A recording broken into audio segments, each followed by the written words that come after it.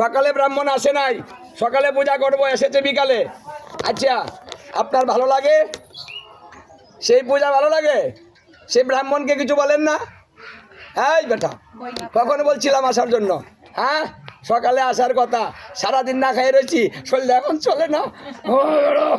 এই ঠাকুরের ঘরে ঠাকুর কি বলেন না? হ্যাঁ, এই ঠাকুর দিয়ে আর পূজা করাবো না। হ্যাঁ, ঠাকুর বদলাবো। সারাদিন না খাই থেকে যে লাঙ্গা হয়েছে শরীর, তো দেখেন তো, সারাদিন উপাস আছেন।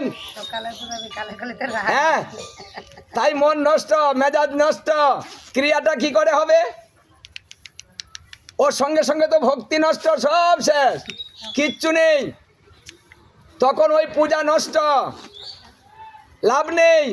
এইভাবে আমরা করে আসছি, চলতেছি, চালাচ্ছি, বাপ দাদা করছে, আমরাও করছি, কিন্তু লাভ হচ্ছে না। এবার গোবিন্দ এসে বলছে কিচ্ছু করতে হবে না, আমার পূজা কর, আমি সব কিছু আমি একা দেখব। দেবতাদের বলেছে যে তোমাদের কিছু করতে হবে না, এবার সমস্ত দায়িত্ব আমি গ্রহণ করলাম, আমি সমস্ত কিছু দেখব। আমার নাম যারা নিবে তাদেরকে তোমরাও কৃপা করিবে।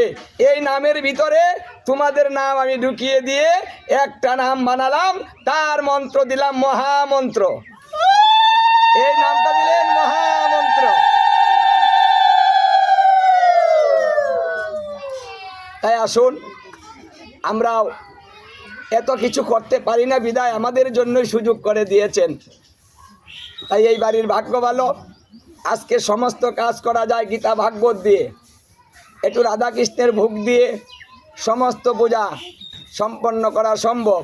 শ্রাদ্ধ বলেন, অন্নপ্রাশন বলেন, এই গৃহ প্রবেশ, মানে সমস্ত কাজের মধ্যে যদি গীতা ভাগবত অধ্যয়ন হয়, সাধুগুরু বৈষ্ণবের সেবার আয়োজন হয়।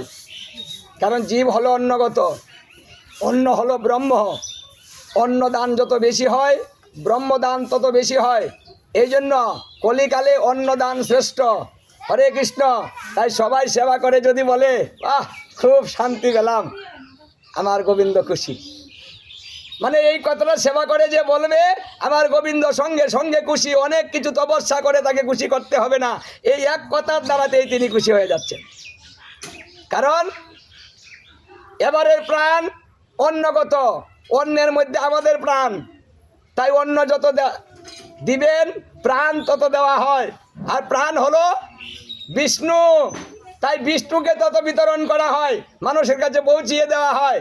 এই জন্য গোবিন্দের কৃপা অন্নের উপরে, মানে এত কৃপা হয়, যারা অন্ন ভোজন করে তারাই আশীর্বাদ, ডাইরেক্ট আশীর্বাদ চলে আসে একাই। যত দিবেন তত লাভ। তাই সাধুগুরু বৈষ্ণবের এই সেবার আয়োজন করে একটু গীতা ভাগবত দিয়ে যে কোনো অনুষ্ঠান করা সম্ভব, সেটা সর্বশ্রেষ্ঠ ক্রিয়া হবে। তাই এই সহজ কাজ সবাই করতে পারেন, যার যার গৃহে করার চেষ্টা করবেন।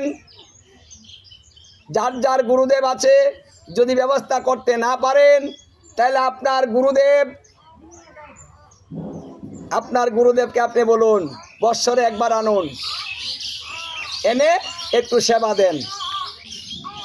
বসিয়ে সেবা না করাতে পারেন, একটু হাতে হাতে একটু কিঞ্চিত দিয়ে দেন, তা তো হবে না? তাও পারবেন না, তাহলে গুরুদেবকে আসতে বলেন না কেন? যে কোনো সাধুগুরু বৈষ্ণব এনে গৃহে এই কাজ প্রতি বৎসর করাবেন, একবার করাবেন। এই কাজ একবার করালে যমরাজ পদ্মপুরাণ উত্তরাখণ্ডে বললেন, যারা বৎসরে একবার বৈষ্ণব সেবা দেয়, সাধুগুরু বৈষ্ণবকে সেবা দেয়, ভক্তকে সেবা করায়, তাহলে সেই গৃহ পরিত্যাগ করিও, হে দুধগণ তোমরা সেখানে যেও না। তাহলে এটাও তো আমাদের সুযোগ। আসুন আমরা এই সুযোগগুলা গ্রহণ করি, তাহলে আমাদের কলিকালের ধর্ম হয়ে যাবে, কঠিন কিছু করার প্রয়োজন নেই। হরে কৃষ্ণ। গীতা ভাগবতের কথা বেশি লাগে না, অল্পেই অনেক হয়। কারণ একটা কথা যদি কেউ পালন করে তাহলে সে কোনোদিন জমালয়ে যাবে না। তাহলে একটা কথার কত মূল্য, যে কোনো মনের ইচ্ছা পূর্ণ হবে একটা কথা দিয়ে। এবার একটা কথার মূল্য অনেক। এক কথা নরকে যাবেন, এক কথায় মুক্তি লাভ করবেন, এক কথায় মনের ইচ্ছা পূর্ণ হবে, এক কথায় সংসারে আনন্দের বন্যা বয়ে যাবে, আবার এক কথায় সংসার ভেঙে যাবে। কথা বেশি লাগে কি গো? এ ঝগড়া করেন কয় কথায় হয়? হ্যাঁ, এক কথায় লেগে যায়। হ্যাঁ, এক কথায় কতর সংসারই করব না, এক কথায় বেশি কথা লাগে না, তাই এক কথায় মুক্তি লাভ হয়ে যায়। গৌর হরিবল। তাই আসুন আমরা এই কথার মূল্য দিয়ে চলি।